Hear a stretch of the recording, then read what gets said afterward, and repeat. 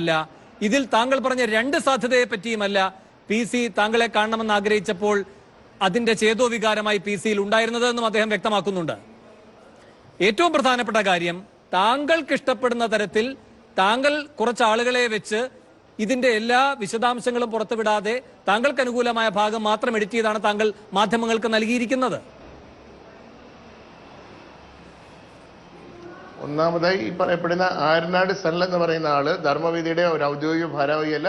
എനിക്ക് ആ വ്യക്തിയെ അറിയത്തുമില്ല. എനിക്കൊരു അനോണിമസ് കോളാണ് വന്നപ്പോൾ ശ്രീ പി സി ജോർജ് പറഞ്ഞിട്ട് വിളിക്കുകയാണ് എന്ന് പറഞ്ഞാണ് ആര് വിളിച്ചിട്ട് വ്യക്തിയുടെ പേര് പോലും എനിക്കറിയില്ല. ഇപ്പോ ശ്രീ പി സി ജോർജ് പറഞ്ഞപ്പോഴാണ് ഞാൻ അത് കേൾക്കാൻ കഴിഞ്ഞത്.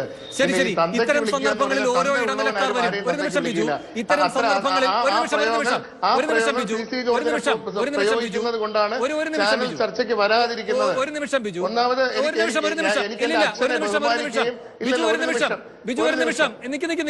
ഒരു നിമിഷം നിങ്ങൾക്ക് രണ്ടർക്കും ആദ്യ റൗണ്ടിൽ സംസാരിക്കാനുള്ള സമയം തന്നു.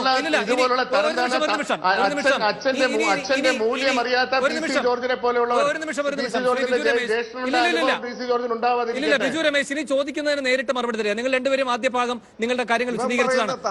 ഒരു നിമിഷം മറുപടി പറയാൻ ഞാൻ കേട്ടോ. ഒരു നിമിഷം ഒരു നിമിഷം പി സി ഒരു നിമിഷം പി സി ഒരു നിമിഷം. ജോർജിന്റെ ചേട്ടൻ ആരോ തന്തയ്ക്ക് പറഞ്ഞിട്ടാണ് പി സി ജോർജിന്റെ ചേട്ടൻ ഉത്സവ പറമ്പിൽ ഉണ്ടായ അനുഭവം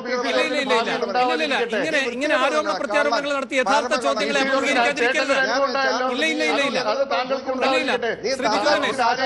അച്ഛനെ പറഞ്ഞ് പഠിക്കരുത്, നല്ലതല്ല. താങ്കൾ ഒരു പൊതുപ്രവർത്തനല്ലേ, കുറച്ചുകൂടെ മാന്യമായി സംസാരിക്കുക. അച്ഛൻ ആരാണെന്ന് അറിയാവുന്ന ഒരുത്തനാണെങ്കിൽ ഒരിക്കലും ആരെയും അച്ഛന് പറയില്ല. വളരെ മോശമായി ഒരു നിമിഷം ഒരു നിമിഷം. ഇങ്ങനെ പോയാൽ യഥാർത്ഥ ചോദ്യങ്ങളെ അഭിമുഖീകരിക്കാൻ തയ്യാറല്ല എന്നാണ് വ്യക്തമാണ്.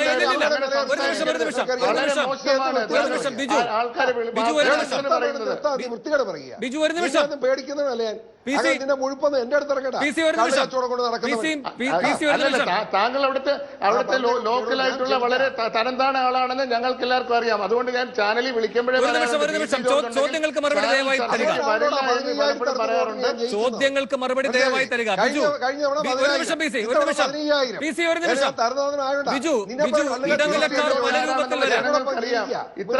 ഇത്രമാത്രം നിലവാരമില്ലാതെ ആൾക്കാരെ ഭീഷണിപ്പെടുത്തി പൈസ മേടിച്ച് ജീവിക്കുന്ന തരംതാണ രാഷ്ട്രീയക്കാരനായ പി സി ജോർജ് എന്നെ സംസാരിക്കേണ്ട. തിരുവനന്തപുരത്ത് അറിയപ്പെടുന്ന കുടുംബത്തിൽ ജനിച്ച ഒരാളാണ്. നീ കള്ളും ഷാപ്പുകാരനല്ലടാ തേണ്ടി. നീ വർത്താനം പറഞ്ഞു എന്നോട്. നീ എന്ത് തന്തയ്ക്ക് പറക്കാത്ര പറയുന്നത്?